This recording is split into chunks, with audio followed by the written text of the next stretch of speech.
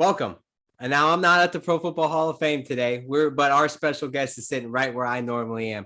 We are super excited today to have another one of our great Pro Football Hall of Fame Before the Snap series today, featuring our own teammate, Rachel Gutting. And we're super excited to have that program here. And we're super excited for you to tune in. If you haven't tuned in before, and this is your first time, first off, thank you so much. We're super excited today to talk to you a little bit about all the different careers in and around the NFL today, focusing on a really special one at the Pro Football Hall of Fame. And for all of you college students out there, you're going to really enjoy this one. I have an inkling about that. If you tuned in with us before, again, thank you so much. You guys are in for another excellent program today, featuring our great teammate, Rachel Gutting, and we'll get to her in a second. My name, as you know, is Jake Ray. I'm the Youth and Education Manager at the Pro Football Hall of Fame in Canton, Ohio. And as you can see, I'm not in Canton, Ohio. I'm at a hotel in New Orleans, Louisiana. We were down here doing a great program with Hall of Famer Morton Anderson yesterday at Livingston Collegiate Academy. He got to talk to the football team about all the great things he learned from his career that made him not only a Hall of Fame kicker, but a great person off the field as well. Our mission at the Pro Football Hall of Fame is to honor the heroes of the game, to preserve its history, to promote its values, and to celebrate excellence everywhere. And those values we promote are those of commitment, integrity, courage, respect, and excellence, all of which not only make our Hall of Famers great football players, but they make them great people as well, great people off the field, great people in their communities, and so many great things that they learn from the game of football. And truly, these same values can make you a great employee, can make you a great student. So I hope you learn not only a little bit about all the different careers in and around the NFL today, but learn a little bit about what the game of football means and what it can teach you and how you can take those life lessons and apply them to your everyday life. Before we get started and we introduce our special guest today, just a few thank yous to send out. First off, our guest today, Rachel Gutting, thank you so much for giving time out of your busy schedule to be here and be our guest on Before the Snap. You know, the game of football and our jobs at the Hall of Fame, they don't just take place for us at the Hall of Fame just 1 week in August. There are so many big things that go into making what the Hall of Fame, what it is. And what we do on a day-to-day basis. So thank you so much for being a part of the program today. I know I'm excited. I hope you're excited as well to talk a little bit about your career. Secondly, professors, educators, teachers, anybody who allowed us to come into your classroom today, or if you sent this out to your students, we want to thank you. Without you guys, we couldn't do this program, and we're super grateful to be just a small part of your learning experience. And lastly, and most importantly, students, thank you so much for tuning in. As we say every week, though, this is a program for you. This is an opportunity for you to network with an industry professional that works around the game of football. So take advantage of it. You know, it's something that I wish I had. Nathan, I know he said before, it's something he wished he had when he was in college. This program is for you. No one wants to hear me ask questions and Nathan ask questions for 45 minutes to an hour. We want to hear your questions. So in that YouTube stream, put your questions, put your comments. Let us know what questions you have for Rachel today. I know I'm gonna spoil it. We're gonna talk a lot about internships at the Pro Football Hall of Fame today. So if you got questions about it or you want to be an intern, it's a pretty good opportunity to take that first step in obtaining that internship. So today we are lucky and grateful to be joined by Rachel Gutting, our staff member at the Pro Football Hall of Fame, who joined the Hall of Fame in July of 2016 and serves as Director of Communications and Strategic Initiatives, which by far one of the coolest titles I think I've heard. In her role, she worked closely with the Vice President of Communications and Public Relations, overseeing all internal and external communications. Additionally, she serves in a leadership role in planning and implementation of the Hall's internship program that has grown significantly over the past few years. She's a member of Leadership Stark County 35th Signature Program class. She's from Fort Wayne, Indiana. She earned her Bachelor of Science in Sport Communication from Indiana University and attained her Juris Doctorate from Valpo University School of Law. So without further ado, I'd like to welcome our special guest today, Rachel Gutting. Rachel, welcome to Before the Snap. Hi, Jake. Thank you so much for having me. It's such a privilege and honor to be here with you today. Awesome. Well, we can't thank you enough for being a part of the program. And just like we start every program, first question, 10,000 foot view. Can you kind of give us, a day-to-day on what your job looks like and some of the things you handle on a day-to-day basis at the Hall of Fame? Absolutely. So one of the things I love best about my job is that no 2 days are exactly the same. So I'll just give you kind of an overview of what I've done this week. So we are very fortunate this week. On Monday, we launched the internship program. And as you said, that's something that I work closely with some other teammates with, Mark Proseis and Adrian Allison here at the Hall. That launched on Monday. So that's taken up a lot of my time this week, which is exciting because we're looking forward to our interns for the summer of 2020. And I'm sure we'll talk more about that later. Also, every week I am doing a lot of media requests and setting up interviews, not only for myself and Rich DeRozier that Jake mentioned earlier as the VP of Communications and Public Relations, but also for Jim Porter, who is the new president of the Hall, and other teammates like John Kendall, who is the director of Archives and Football Information, and the curator Jason Akins, as well as many others. So we've had a lot of cool artifacts go on display this week, and we've had a lot of requests for our museum team. I have been working on news releases. Yesterday, we had a release go out about the Ring of Excellence ceremony that's taking place this weekend for Isaac Bruce, working on some releases for some upcoming events over the next few weeks, and just preparing for other things that are happening. So really, every week looks a little different, but this time of year, that's a pretty standard week for me. And I think it's so interesting because there's so many things that your job entails, from, those planned out communication releases that gets pushed out, the ones that are planned months and months in advance. And then, just to talk about what's going on recently, as you mentioned, the Hall of Fame has a new president in Jim Porter. And when things turn around that quickly, I know there's a lot of work that goes into pushing these releases out. So what's the difference between, a planned release that, you work weeks and weeks in advance of, and, in sports, things happen and come up. So what's the process of, actually getting that communication out? And you have certain people that gets it sent out to? Do you have, certain lists? How does that process work on your end? That's a great question, Jake. So there is a vast difference between a planned release like the Ring of Excellence ceremony that's taking place this weekend. We've known well in advance that was taking place, so we could prepare for it. I can have the release done. I could have it done as many as a few weeks in advance, and we're usually just waiting for images of the ring for it. But then when something happens, like Jim Porter being announced as a new president, David's retirement, that was a quick announcement. And we have a team that we work together, Rich DeRozier and others, to make sure that that announcement is executed the best that it can be. We have lists of media partners that we send releases to, and they're segmented into national, local, regional, and then a lot of team markets. Since we're heavily focused on different football markets, we have lists in those, and tourism and travel and a variety of different things. We also utilize a PR firm when we need to target an audience that maybe we don't have as direct of a relationship with, because we're working more in the sports world, and maybe we need to do something like with Hall of Fame Health, and we need to target more of a medical field or industry writer for that. So there's a lot of different things going on, but there's always key stakeholders that we make sure get every message first. That's our staff, our board, and the Hall of Famers. So those are always the first group of people that get any messaging that we send out, whatever it looks like. And then we go from there. We identify, depending on what the announcement is, who's going to be the next group. And that's usually media members, and where we're going to target that message to. I think it's a cool thing because, you see a tweet or you see a release story, and you see all these different things, and it looks like, oh, cool, someone typed up a story. Here's some cool links, send them out, and you always see contact Rachel Gutting for more information there on the bottom. But there's so much work that goes into that. And you kind of have that background, sport communication, but want to talk a little bit about, after college, you didn't just stop, you went to law school, and, working in communications that, on the surface, you don't see a lot of relationships between the two. But how did your experience getting that law degree after college help you in the job you currently have? So I decided to go to law school based on a recommendation from a professor and a person that became a regular at a restaurant that I was working at throughout high school and college. When I was at Indiana University, I had a professor, Terry Hutchins. He has since passed, but he was a sports writer for the Indy Star, beat writer for IU and the Colts. And he taught one class a semester at IU. And I was fortunate enough to have the opportunity to take his class in sports writing. And he tried to give us as much real world experience as possible. I had thought about truly being a writer. I wanted to write for a newspaper. And he took me aside one day and he was like, hey, this is a dying industry. Like, I know this is what you want to do, but you might want to look at getting an advanced degree. A lot of people in this industry are going to go get an MBA or a sports administration, but you might want to look at doing something to set yourself apart. So just explore what other options are out there.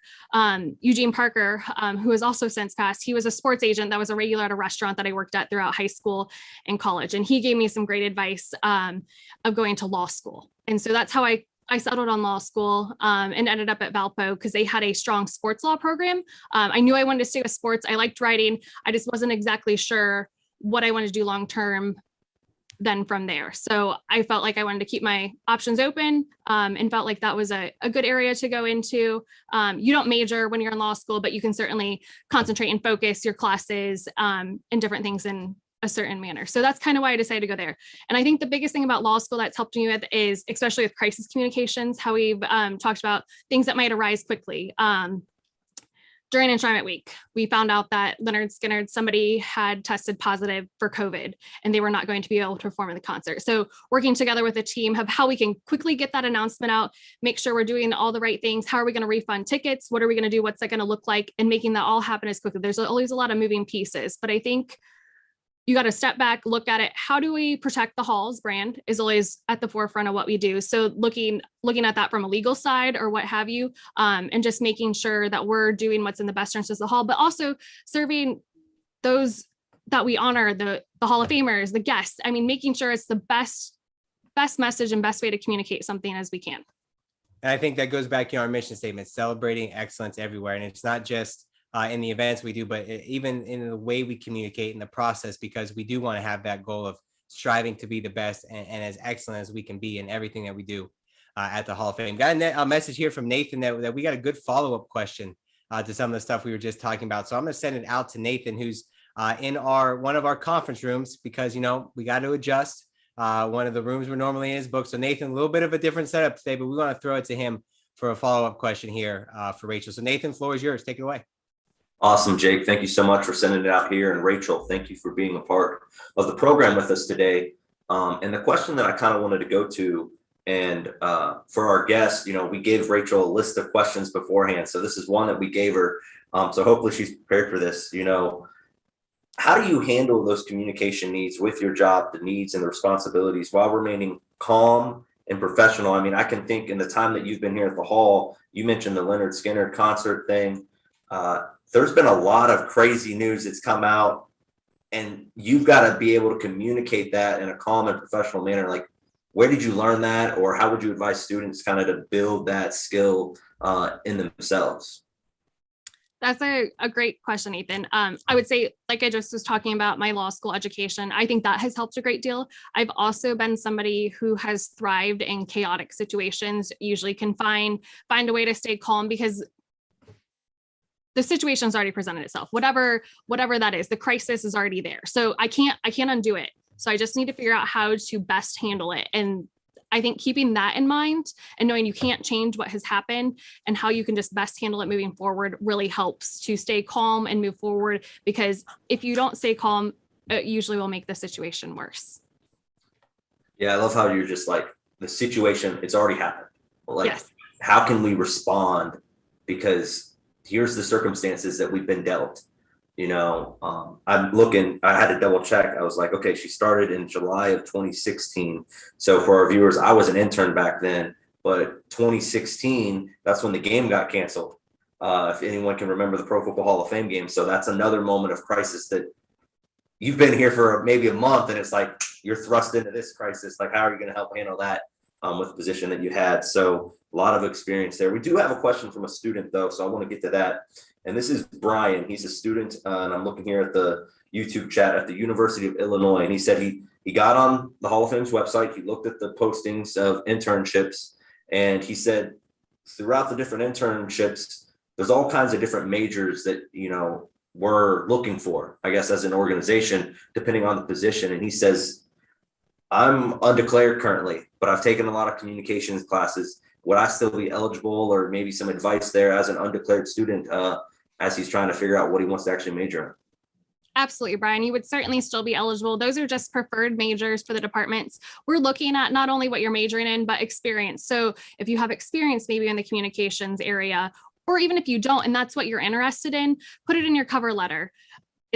I will give you a tip. Cover letter is optional. I strongly encourage you to do it. Take the extra step. If you're really interested in interning here at the Pro Football Hall of Fame, take that extra step to put together a cover letter that is geared towards the Pro Football Hall of Fame. It's usually pretty easy to identify a generic cover letter that somebody has put together and blasted out to several organizations for an internship position.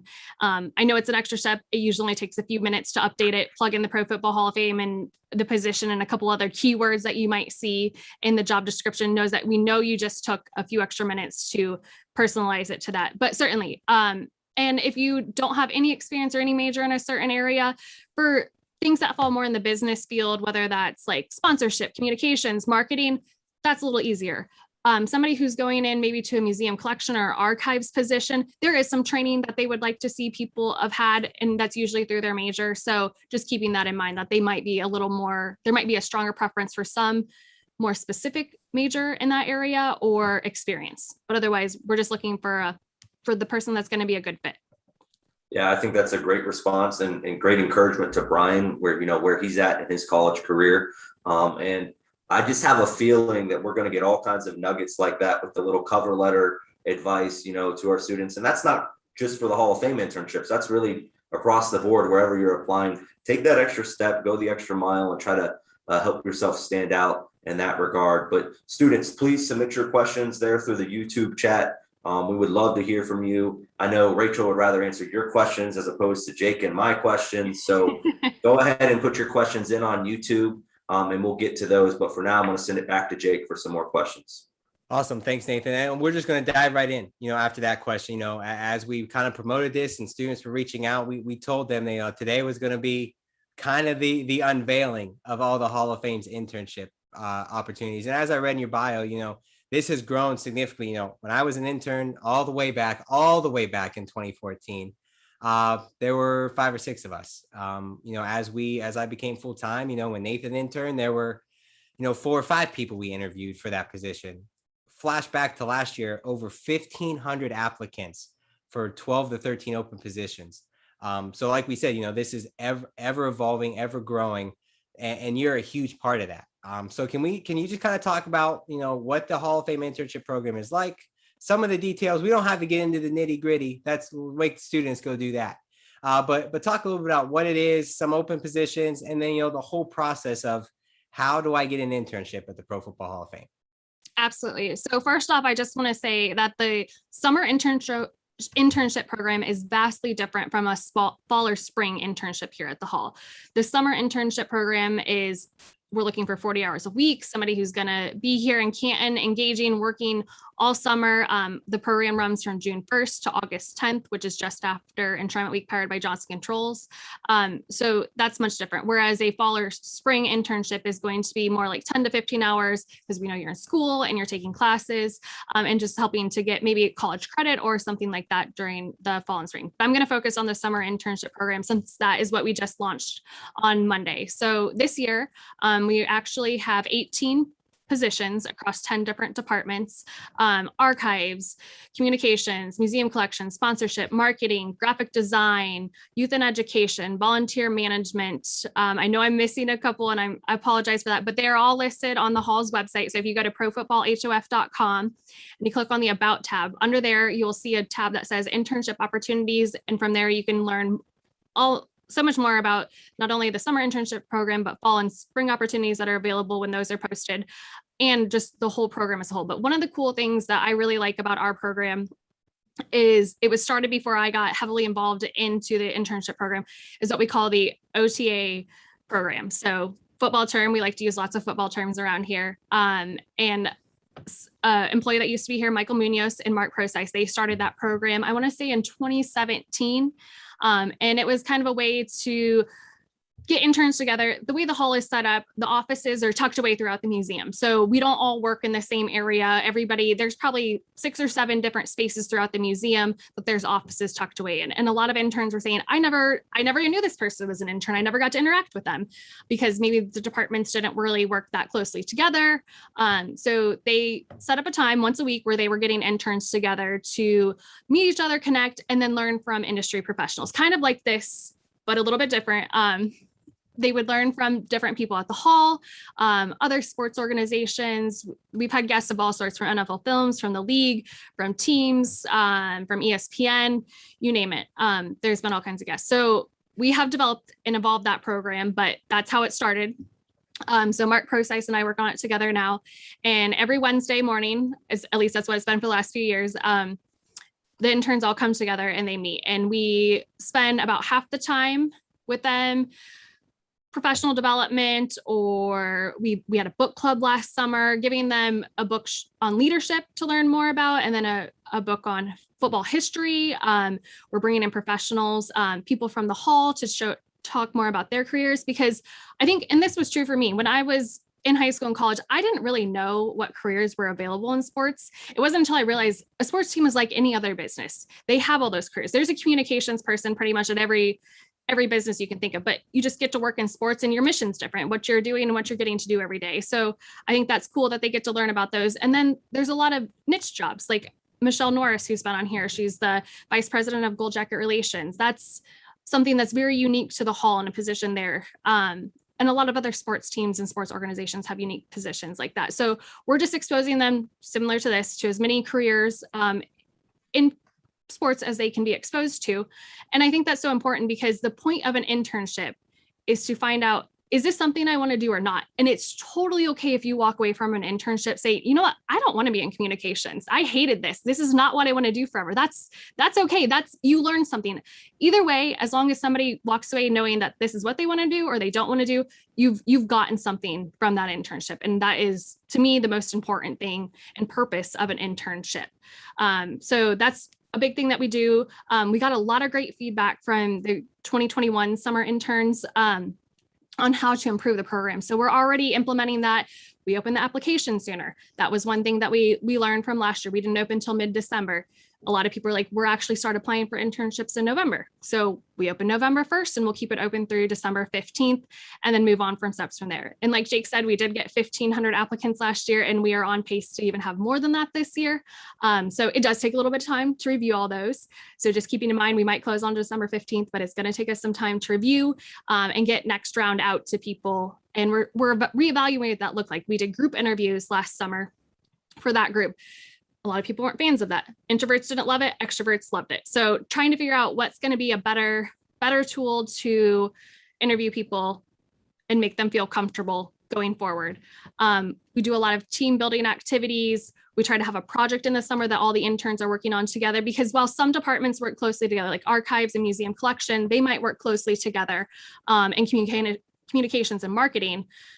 There's other departments that don't really work together, like sponsorship might not ever really work with the museum collection. So having a project for the interns to all work on together was really important to us. And we learned from other organizations, like the Baseball Hall of Fame has a fantastic internship program. I mean, I have to be a little biased towards ours. That is pretty good, but we learn from people that do it right and do it well. So I think that's something that we've taken away, having that program or that project that they're working on together, but also how can we improve it? We got some feedback on how it could be done better. And that's what we're always looking to do things better and improve them, because we want this internship to be a great experience for those who are interning here at the hall. So I think that's one of the most important things. I got two follow-ups. That one, related to the internship program itself, and one kind of related to your career. We'll start with the one, related to the internship program. You talked about getting all this feedback and learning and moving forward. And this internship experience, and like you said, we'll be a bit biased. We think it's probably the best one out there. There's not a lot of internships like this one, because there is so many different facets involved in it, whether it's event planning or working with youth, in our case, in the youth and education department. But everything culminates with Enshrinement Week powered by Johnson Controls, the week that kicks off every NFL season. And we enshrine our brand new class, which is in itself it's cool from an because, I've seen it, Nathan's seen it from the full-time side as well as the internship side and everything that goes into that. But looking at internships itself, you talked about why it was important to obtain an internship, but I want to kind of twist that a little bit. We used to get all of our interns from Northeast Ohio, and we're not knocking all those schools from Northeast Ohio. We've had some great interns and they have turned into full-time staff from those universities. Well, if you were in a student's shoes right now, why would you tell them, or why would you say, I need to go out and experience a different location? it's something looking back on my college career, I wish I would have done, go experience a different location, a different culture, a different people. Why would you tell all these students watching today, some that might be far, far away from Ohio, that, you know what, it's going to be far from home, but it's a great opportunity to take advantage of? So personally, I never did that. I never got away from my hometown to take an internship opportunity. And a lot of internships in sports when I was in high school and college, they were unpaid. And we worked really hard here to get a stipend in place for students, because I think it is so important that this internship is accessible to everybody, because it's important not only to a student to have an experience, but also at the hall, we need to have diversity of thought, diversity across every faucet, race, gender, religion, you name it, because that football fans come from every background. So we need people from every background to be serving our mission and making sure what we're doing here at the hall is serving all those fans and all those that are enshrined here at the Pro Football Hall of Fame. So I think it helps the hall greatly to have people from across the country. Last summer, we only had 2 interns that were actually from Ohio. The rest were from all across the country. And it really showed you had different perspectives, different views that brought people together, and they learned from each other, because we had people from California and the interns from Ohio, they had never been to California, and what they were learning from a culture and a way of life out there here in Ohio together was fantastic. And I just think getting a new perspective and seeing our intern from California, what he got to see here in Ohio is so different from California. It's a different way of life. Just experiencing that is good for a person, and also for our organization to have that diversity of thought in everything that we're doing here. It's a great experience. I wish I would have traveled abroad in college. I didn't want to miss anything in college. I went to IU. I didn't want to miss a basketball season because Indiana is known for basketball. I didn't want to miss a football season. So I just never traveled abroad. And I wish greatly that I would have, because I think that would have been an opportunity to learn more about myself, learn what I could do. And it's just so good to put yourself in a position that might seem uncomfortable. It might seem scary to move across the country for an internship. But I think in the long run, it is so rewarding to do something for yourself like that. And the other question I want to ask is, you talked a little bit about what you took away personally in helping grow this. How has that helped you grow in your position and obtain these new skills to developing this program? Kind of along the fact that, you never stop learning once you get a full-time job. That's one of the questions we ask is, how do you continue to evolve yourself within your career? A lot of students think, hey, I'm done with school. I'm done learning. I don't have to do it anymore. But every day on the job, you have to come in and be able and be open to learn. So how have you learned from this experience, and how have you applied that to your job on a day-to-day basis, not even related to, working with the internship program?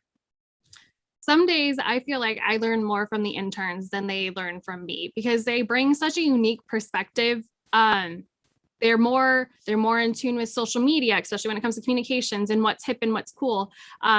I really just made myself sound old there. That's okay.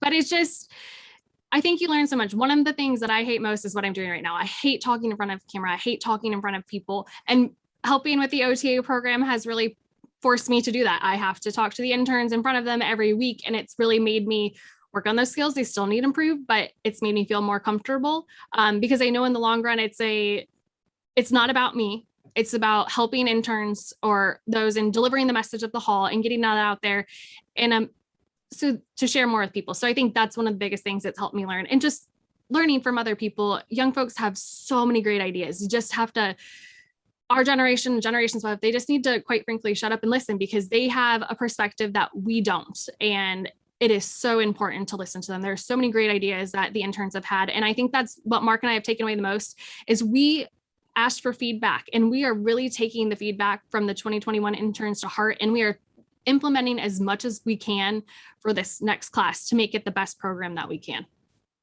Yeah. And like we said, like you said, every day you consider to learn. Our intern, I'll speak to our intern, Kevin, from last summer. We learned so much from him about the experience that he's done, and he brought that into our department and truly helped us make, we use the term twice the fun in 21, really a great summer. And we use his experience and his expertise to do that. So for students out there who are afraid to have an internship because you think you're just going to be getting coffee and donuts for everybody in the morning, It's not like that. We're open to ideas. We're open to hear from you and all the experience that you had, because at the end of the day, not only are you going to be able to put on your resume that you had an internship at the Pro Football Hall of Fame, but you could even put that we implemented ideas that you had. So I think, Rachel, I think that's a good point that to make there, that, you know, you have the opportunity to really make a difference and make some change and implement some of your own ideas, not only here not only at the Hall of Fame, but at any opportunity that you have. So definitely take advantage of those. And, you know, in your first answer, you mentioned the goal of everything we do at the Hall of Fame is to reflect that in our mission: honor the heroes of the game, preserve its history, promote its values, and to celebrate excellence everywhere. We need to honor the heroes, not only our Hall of Famers, but everybody who's had an impact on the game. And, you know, we look at your job from a communication side, working a lot with the media. And not a lot of people know, not only do we honor our Hall of Famers, our football players, our coaches, contributors, we have a spot in the museum to honor those media members who have left an impact on the game. So in turn, with honoring heroes and preserving the history, we're going to throw it live out to the museum to Nathan Martin, who's got his phone on selfie mode out in front of one of our displays in the Hall of Fame that celebrates those media members. So Nathan, whenever you're ready, take it away. Awesome. Thank you so much, Jake. And like he was telling you guys, I am right outside of the Hall of Fame gallery. You guys can see that's behind me over here.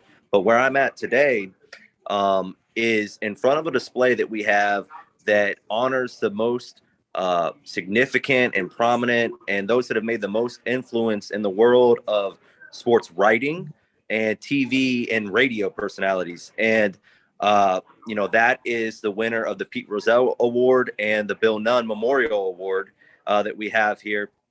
And I mean, it's a list of names that I think you guys, even as students, would recognize. Some of the people that have won, the Al Michaels of the world, the James Brown, the Joe Bucks, John Clayton, Chris Mortensen, and Peter King, and so many more. I mean, I could go through this whole list and you guys would be like, oh, I've heard of that person. Oh, wow. Like the Hall of Fame has something that honors those people. And maybe you even remember last year when Joe Buck was announced as the winner there on national television. And it was just such a awesome moment for him and his family, you know, but also us here at the Hall of Fame to see that on the national spotlight. But I don't think we really talked about it a ton. Jake kind of started scratching the surface there. Part of what your role is, Rachel, we know this working with you, is handling the media credentials each year during Enshrinement Week, powered by Johnson Controls, which is a huge task. So you sometimes get to work with some of these individuals and their media requests. So what is that experience like every summer? Can you kind of speak to that and what that process is like for you and your role here at the Hall?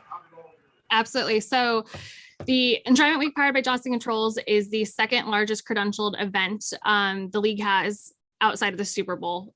So it is a massive undertaking. We are credentialing about 5,000 people. That includes media members and operational credentials.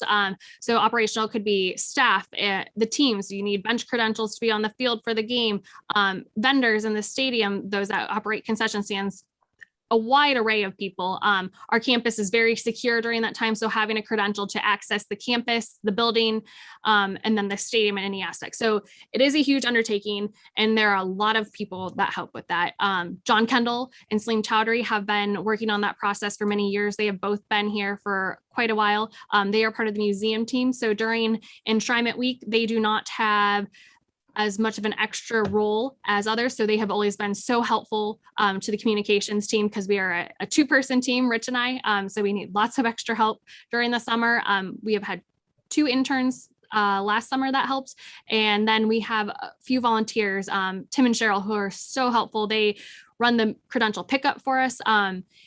It is a huge undertaking. We start working on it usually in March or April, leading up to enshrinement in August. We've actually already started the process for next year because we're overhauling how we handle credentials. We're trying to make it less labor intensive to help free us up to handle more of those media requests. We get so many media requests during that week of people who want to do interviews or record inside the hall, and we're here at 4 a.m., 5 a.m. Good Morning America came and shot from the hall the day of the game that year. And we were here at about 3:45 in the morning. And I think we left at about 2 a.m. that night. But it's great exposure for the hall. It's great to get the hall out there and to represent the brand, whatever that looks like. But the credential process is a huge undertaking. It's fun. It's long hours for it, but it is a pretty massive undertaking that is done by a lot of people, and appreciative to all those that help us. Okay, so I got to follow up there. You kind of gave us the process and what it's like, the work behind it, but I'm sure the students are thinking it. I know Jake and I have our stories working in sports, Rachel. You get access and have some really, really cool experiences. You get to rub shoulders with some really cool people. So maybe you can tell us what's your fondest or, favorite memory. Who's that person that maybe you were a little starstruck when you met, or you're still starstruck? What's your story working here at the Pro Football Hall of Fame? And then after you answer that, I'll let Jake jump back in. So I think with all of our jobs here at the Hall, we all do have some pretty incredible opportunities to meet people, see new people, and that's not taken for granted. I've had some really cool experiences. I have had the opportunity to attend Super Bowl several times, and to be there when the new trainees are getting the knock on the door, and that emotion that they feel at that moment when they find out they're finally going to be enshrined is just incredible. Their lives are literally changed in that moment. And then to see them 6 months later here in Canton for enshrinement is incredible. Just to see, I have the opportunity to be backstage during enshrinement. I'm working with the photo pit backstage and then helping with anything that's needed back there. And to see that emotion when they are finally enshrined into the hall, and that anticipation, especially for those who have waited many, many years. Jerry Cramer, he had been out of the league for 50 and been eligible for 45 years before he was enshrined into the hall, and just the emotion that he had when he was finally enshrined. There's so many people like that. But being from Indiana, I'm a big Colts fan. So it was pretty exciting to see Peyton Manning and Edgerrin James enshrined this year. That was a pretty cool experience. And I know those are so cool. And it's those ones that like you said, you don't ever take them for granted, because there's people who dream of being in those situations. And it's so cool to step back and go, oh, I just did that, or I was just a part of that, or I got to see that behind the scenes moment that might have been captured on video or photo. So very cool to always be a part of that. So I can echo exactly the same sentiment there. Diving back into, some things to talk about to our college students. We've talked so much about internships so far, and, that idea of getting that internship, you can blindly submit a resume to an open opportunity, your chances there, but the way you set yourself apart is not only by your experience, but I believe, networking is a huge part of that. So for all those students watching today, if you apply, if you get an interview, say you watched Rachel on Before the Snap during the interview, that stands out, because that means you went that extra step, that extra mile to set yourself up for life down the road. So while looking at networking, sometimes it can be awkward. I was the guy that never wanted to go talk to somebody because they don't want to hear from this guy. I'm just a sophomore in college. I'm just a junior in college. Nobody wants to hear from me. But that you got to have to step outside of your comfort zone. So Rachel, for all those students out there who are watching, why is networking so important, and how can it set you apart when you're applying for internships and jobs down the road? You said it really well. Like, I felt like when I was in college, I never wanted to be that person that walked up there and put myself out there because I was afraid to be rejected. Well, this person doesn't care who I am. They don't want to hear from me. They probably hear from hundreds of people a day. And while that may be true, that may be your opportunity, though, to get into sports. Sports is a tough field to get into. Everybody wants to work in sports because they love it. And a tip for the internship application, don't just put you love football and that's why you want to work here.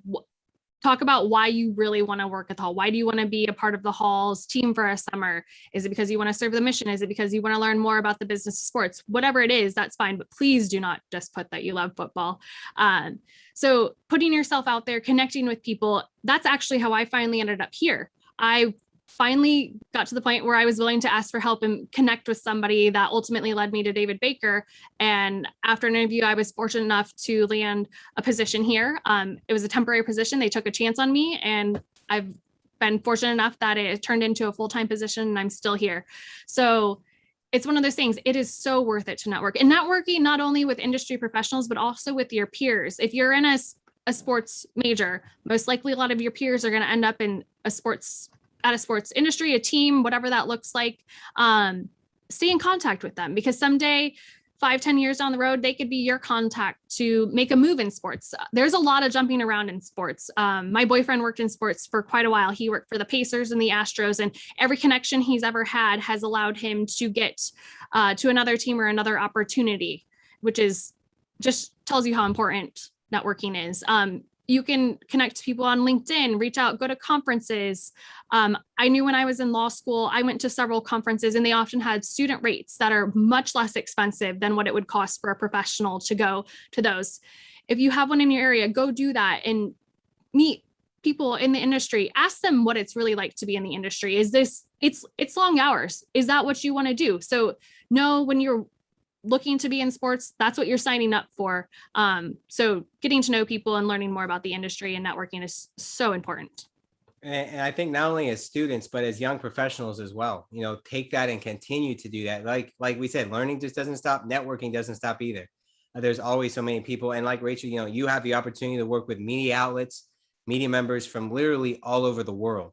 That contact list has got to be very, very long. We work so well with NFL clubs, the league office, other organizations to where, that networking continues. And that's, I think it's stressed so much in college, but it should be stressed, once you get that job as well, to continue working with others and to continue networking. Nathan's back in the conference room watching that YouTube stream. He sent me a message. He got some questions he wants to get through. They're probably going to be rapid fire. We want to make sure we get through them all. So Rachel, I hope you're ready for some rapid fire questions. So Nathan, I'm going to throw it to you to start our next round of questions here. Awesome. Thank you so much, Jake. And yes, I am back. I came back and the students have done a great job of submitting some questions for you, Rachel. So let's see how many of these we can get through. First one coming from Elena, who attends the University of South Carolina. Marketing is her interest, but you kind of talked about it, I think, with the OTA, but maybe go in a little bit more detail. She goes, if I apply for a marketing internship at the Hall of Fame, do I get to explore the other fields in the sports industry while I'm there at the Hall? So that's a wonderful question. So we try to expose you to the other areas of the Hall through the OTA program. You'll hear from a lot of people that have different positions, different areas. We try to make sure that you're learning about whether that's from the chief operating officer or the chief administration officer or Michelle Norris, who's the VP of Gold Jacket Relations, just to get an idea of all the careers that are here at the Hall. Also exposing you to other careers in the NFL as well. And then one thing that we do ask all interns to do is to reach out and meet with different people at the Hall. If there's somebody here that has a job so say you get the marketing internship, but you're also interested in learning more about HOP experiences, connect with the person who oversees that and learn more about it. And there are certainly opportunities to do that. There are a lot of departments that work very closely together. I'm on the communications team, obviously. We work so closely with the marketing team. The interns within those departments are working very closely together, as well as with the graphic design and the HOP experience and the archives interns. So definitely depending upon what internship you're in, you're going to get more experience cross-departmental. Yeah, I think that's great. The opportunity the internships here at the Hall offer, but also answering Elena's question. Question number 2, I guess, in this rapid fire segment. Nora from Evansville says they're a sports communication major, and knowing your background, what type of advice would you give Nora to maybe stand out in the sports communication world when she's looking for an internship? I think what's most important is to just be yourself. You never want to be in a position that's not right for you. So trying to be something or somebody that you're not because you think that's what you should be for that position, it's not worth it because you're going to be miserable in it then. So just be yourself, put your best foot forward, whatever that is for you, and go the extra step. Like I said, write the cover letter, show experience that you might have or why you're interested in this position. There is a question on the application of why you want to intern here at the Pro Football Hall of Fame. I read every single one of those for people who apply. So that's a place to really put it out there and stand for it. Same with cover letters. We read them. We take the time. It does take a long time for us to go through applications because we are reading them. We know you took the time to apply. And if you did a cover letter and answered all those questions, we want to in return do you the favor of reading those and understanding those. So I just think being yourself is really all you can do. And it's the best thing to do. You don't want to be somebody you're not. And that's how you're going to get a position. It's funny it's awesome that you said you read them all. But, I think one of the questions we talked about, ways that you improve yourself, books you're reading, podcasts you listen to. I think in the next couple of months, if we ask Rachel what she's reading, she's going to say, I'm reading resumes, I'm reading cover letters. She might not have any time for leisure reading with her role, but Ethan from Lehigh says, what major would you recommend a student? I believe Ethan said they were a freshman. Lehigh doesn't have the majors that we kind of talked about: sport management, sports communication, but Ethan's a fan of sports. So what type of major could maybe Ethan choose to land that job in the sports industry someday? So somebody who's looking to intern here, you don't have to have like a sport communication degree. A communication degree is what you need. It's not, I happen to have a sport communication degree. I could have just had a communication degree to do what I do. Or if you want to go into sponsorship or marketing, a marketing degree or a business degree is just fine. I know there's some that are a little more specialized when you get into the museum area. You'll certainly need to most likely have a more specialized degree there. But generally for the rest of them, as long as you have a degree, it doesn't have to be sports specific in that field, you're good. So quick question. This one should be pretty quick. I think it's Amari is how I would say your name. So I apologize if I said it wrong, but attends Ohio University. And they were curious, what department here at the Hall, and we mentioned NFL films a little bit with the OTA, what department at the Hall would work closest with NFL films if they were to apply for one of those internships? A little bit of the communications department, because we work closely with NFL Films and NFL Network with their coming to the museum to record and shoot different things for their programming. And then Archives also does as well. Those would be the two that probably work as the closest with them. We do have Hop Productions, but they unfortunately do not have an internship this summer. They would also work closely with that too, though. But if that's something you're interested in, put that. If you get the internship, just let your supervisor know. And we always try to work together to put interns in a position that they're going to thrive and do well. So letting your supervisor know what your strengths are and what you're interested in, we usually make opportunities available for people then.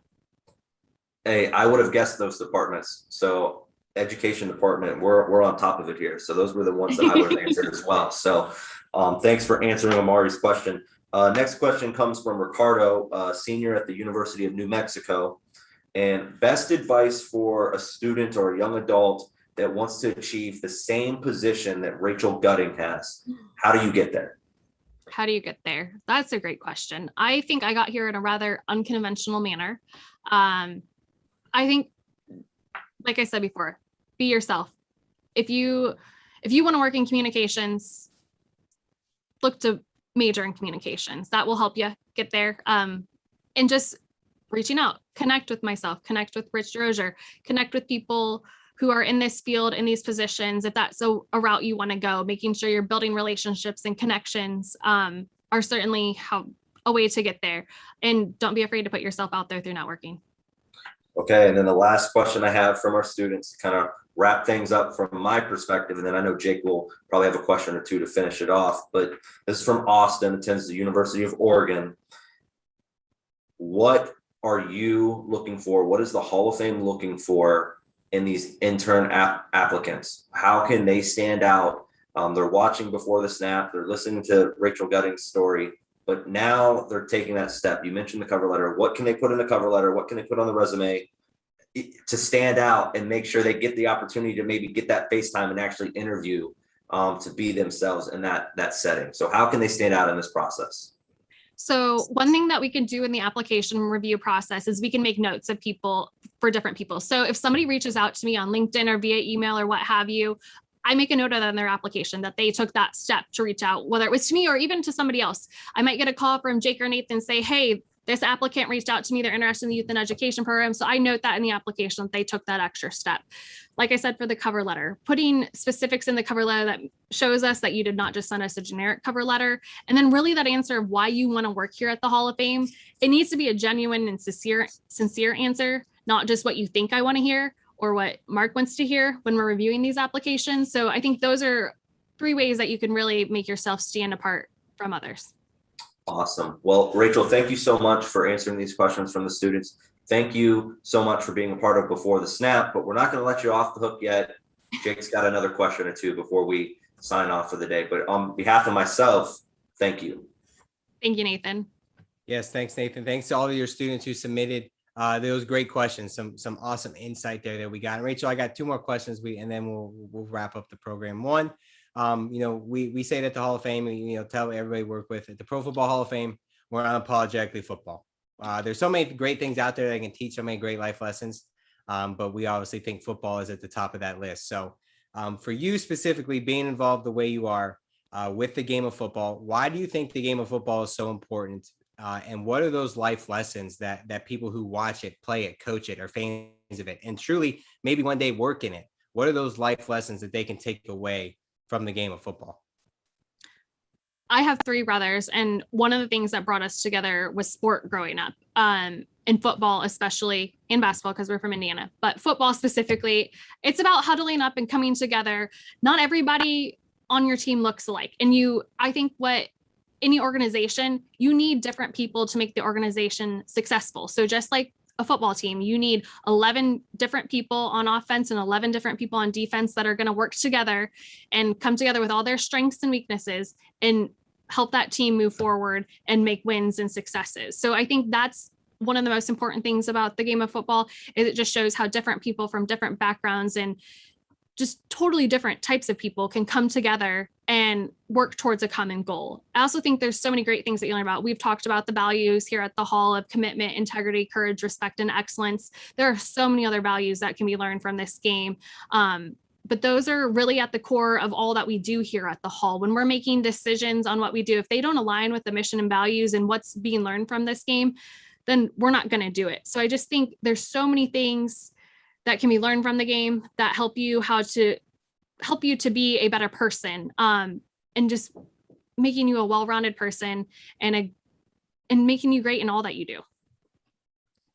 I think that's great. That answer we try to ask every program, because I think it's such a great question, and there's so many different answers that you can approach it as. But that common theme is that, that idea of team, bringing everybody together, no matter your background. In football, the goal is to move that ball forward, or if your defense is to stop the ball from moving. In the job force, in the workforce, in sports, it's to get a great event planned, to host a great program. The situation changes, but the idea is still there, and I think that's super important. And no matter what situation that you're in. Last question today, and it's the way we wrap up every program. All of our viewers probably know what I'm about to ask, but we had so many great information, pieces and nuggets of information today. Networking, getting a job, interviewing for internships, obtaining internships, applying.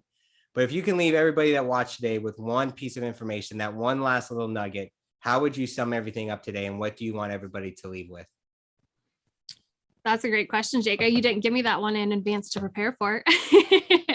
I think my most important advice is just 2 things, I guess. Be yourself. That's how you're going to get far in life and get to where you're supposed to be. And then also just always do what's right. If you always choose the right thing to do, you're going to be successful, whatever that looks like in your life. So I think those are the 2 most important things for me.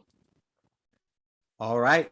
I think that's a great way to wrap up this installment of the Pro Football Hall of Fame's Before the Snap series. Rachel, we can't thank you enough for giving time out of your day today to be a part of the program. Like we said, the game of football isn't just a job that takes place 18 weeks of the year in the NFL season, or for us, a job that takes place 1 week in August. There's so much preparation that goes into all the different things that we do, whether it be preparing for the Super Bowl, preparing for Enshrinement Week powered by Johnson Controls, sending out a media release, or setting up an internship OTA. So much that goes out to that. So thank you so much for giving time out of your day today for the program. If you want to connect with Rachel, if you go to the YouTube comments, you can see her LinkedIn is there to connect with. And she said, if you want an internship, that might be a way to set yourself apart. So look into that, connect with Rachel, connect with us at the Pro Football Hall of Fame. And if you're interested in, maybe you have a question, or maybe you want an internship, reach out to us. Before we leave today, make sure you're tuning into everything that the Hall of Fame's got.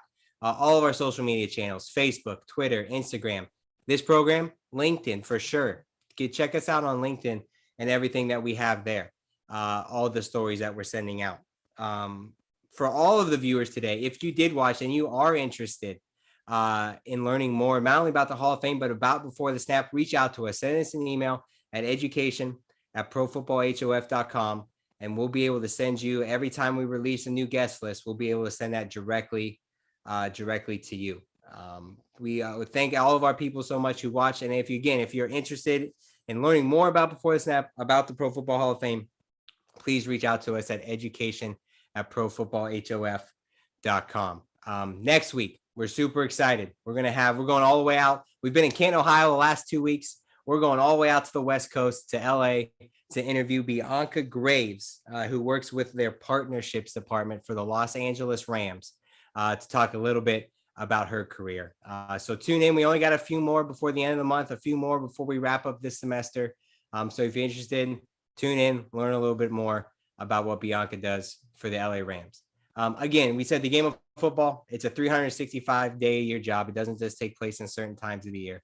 And there's a lot of work that goes into that. So we hope we taught all of our viewers today a little bit about those careers in and around the NFL. And we hope you're able to take something away from Rachel and her story and all her tips and tricks today. So from myself, from Nathan and Rachel and all of our staff at the Pro Football Hall of Fame, thank you so much for tuning in today. And we thank you so much for being a part of the Before the Snap program. And we hope to see you next week. So for all of our viewers, thank you so much. We'll see you next time.